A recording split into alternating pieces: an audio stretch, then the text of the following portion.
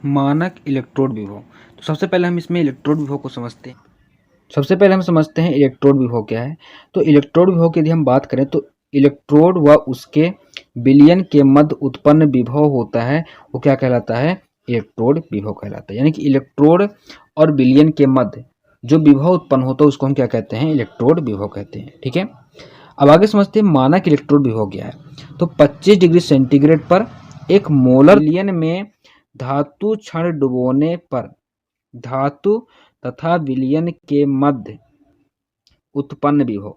ध्यान से समझना है, यहाँ यह कह रहा है कि धातु हम विलयन में धातु क्षण को डुबोते हैं तो धातु क्षण और विलयन के मध्य उत्पन्न विभव क्या कहलाता है, धातु का मानक इलेक्ट्रोड विभव कहलाता है। ठीक है, अब आगे समझते हैं। किसी भी एकल इलेक्ट्रोड के निरपेक्ष विभव को मापना संभव नहीं है। किसी भी एकल इलेक्ट्रोडों के निरपेक्ष विभव को मापना संभव नहीं है, किंतु दो इलेक्ट्रोडों से बने सेल का ईएमएफ यानी पोटेंशियोमीटर या विभव मापी से नापा जा सकता है। कहने का तात्पर्य है कि एक इलेक्ट्रोड के निरपेक्ष विभव को मापना संभव नहीं है।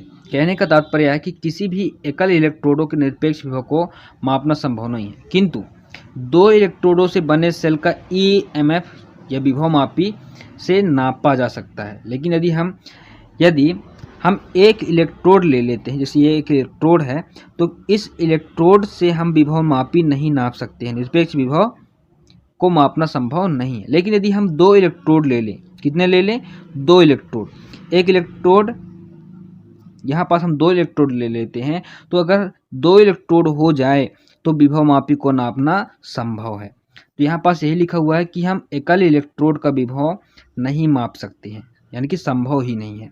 तो हम क्या करते हैं यहाँ पास, तो यदि हम दो इलेक्ट्रोडों से बने सेल का ईएमएफ या विभव मापी से नापा जा सकता है, जो कि क्या है, दो इलेक्ट्रोडों के इलेक्ट्रोड विभव का अंतर होता है। ठीक है, यहाँ पास ये लिखा हुआ है। तो यहाँ पास आप देखेंगे कि ई सेल बराबर E1 E2। ठीक है, ई सेल बराबर क्या है, E1 माइनस E2 है, तो E1 बड़ा होगा, E1 is greater than E2, यानी कि E1 बड़ा होगा किससे, E2। अतः एक इलेक्ट्रोड का विभव दूसरे इलेक्ट्रोड के सापेक्ष ज्ञात किया जा सकता है।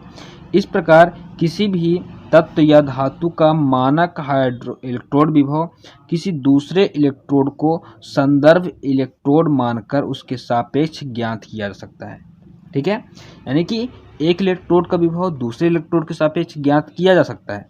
इस प्रकार किसी भी तत्व या धातु का मानक इलेक्ट्रोड विभव किसी दूसरे इलेक्ट्रोड को संदर्भ इलेक्ट्रोड मानकर उसके सापेक्ष ज्ञात किया जा सकता है।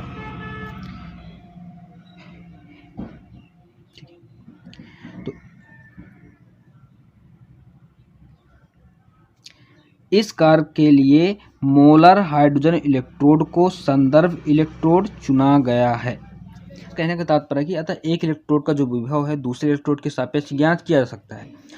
इस प्रकार किसी भी तत्व या धातु का जो मानक इलेक्ट्रोड विभव है किसी दूसरे इलेक्ट्रोड को संदर्भ इलेक्ट्रोड मानकर उसके सापेक्ष ज्ञात किया जा सकता है। ठीक है, यानी कि दूसरा जो हम ले रहे हैं इलेक्ट्रोड वो क्या कहलाएगा, संदर्भ इलेक्ट्रोड कहलाएगा। अब देखिए संदर्भ इलेक्ट्रोड का ही एक नया शब्द यहाँ पास आपको मिला है। यहाँ पास आप देखेंगे एक नया वर्ड है संदर्भ इलेक्ट्रोड, रेफरेंस इलेक्ट्रोड। इसको समझते हैं संदर्भ इलेक्ट्रोड। संदर्भ इलेक्ट्रोड क्या है, तो संदर्भ इलेक्ट्रोड की यदि हम बात करते हैं तो एक ऐसा इलेक्ट्रोड जिसके विभव का मान हमें ज्ञात हो या उसकी हमारी स्वेच्छा से कुछ भी मान सकें, जबकि ताप को नियत रखा जाए, तो ऐसे इलेक्ट्रोड कहलाते हैं। तो ऐसे इलेक्ट्रोड को हम क्या कहते हैं, संदर्भ इलेक्ट्रोड। यहाँ से लिख सकते हैं संदर्भ इलेक्ट्रोड। ठीक है, रेफरेंस इलेक्ट्रोड कहते हैं इसे हम। तो संदर्भ इलेक्ट्रोड की अगर हम यदि उदाहरण की बात करें तो मानक हाइड्रोजन इलेक्ट्रोड, जो आपको हम आगे चल के पढ़ाएंगे मानक हाइड्रोजन इलेक्ट्रोड क्या है, तो मानक हाइड्रोजन इलेक्ट्रोड जो है वो क्या कहलाता है, संदर्भ इलेक्ट्रोड कहलाता है। तो यहाँ पास आप देखेंगे लिखा हुआ है कि सभी तत्वों के मानक इलेक्ट्रोड विभव मानक hydrogen electrode, standard hydrogen electrode या नॉर्मल हाइड्रोजन इलेक्ट्रोड के सापेक्ष मापे जा सकते हैं। ठीक है, याद रखना कि जब एक एकल इलेक्ट्रोड का मापना संभव नहीं लेते हैं दूसरा इलेक्ट्रोड, और उसकी वैल्यू जो होती है मान हम अपने से रख देते हैं या फिर निश्चित होता है, ठीक है, दोनों चीज़ हो सकते हैं। तो उसको हम क्या करते हैं, जब दो इलेक्ट्रोड आपस में रखे जाते हैं तभी हम इलेक्ट्रोड का विभव माप सकते हैं। जैसे ई सेल बराबर क्या बताया हमने, E1 माइनस E2, तो E1 इज ग्रेटर होगा हमेशा इससे E2 से, ठीक है। तो ये था मानक हाइड्रोजन इलेक्ट्रोड। तो मैं उम्मीद करता हूँ कि आप सबको समझ में आया होगा। आगे हम, तो फ्रेंड्स ये था मानक इलेक्ट्रोड विभव। तो मैं उम्मीद करता हूँ कि आपको ये क्लास समझ में आया होगा। आगे हम मानक हाइड्रोजन इलेक्ट्रोड के बारे में समझेंगे। इसके साथ आपको एक ज़रूरी काम करना है, इस क्लास को लाइक करना है, साथ ही आपको शेयर भी करना है, ठीक है। लाइक करना है और शेयर करना, जरूर लाइक करिएगा, शेयर जरूर करिएगा, और सबसे जो महत्वपूर्ण काम आपको करना, प्लीज़ दोस्तों सब्सक्राइब जरूर करिएगा, तभी हम आगे क्लास आपके लिए और भी नए नए कॉन्सेप्ट और नए टॉपिक ला सकते हैं। जय हिंद।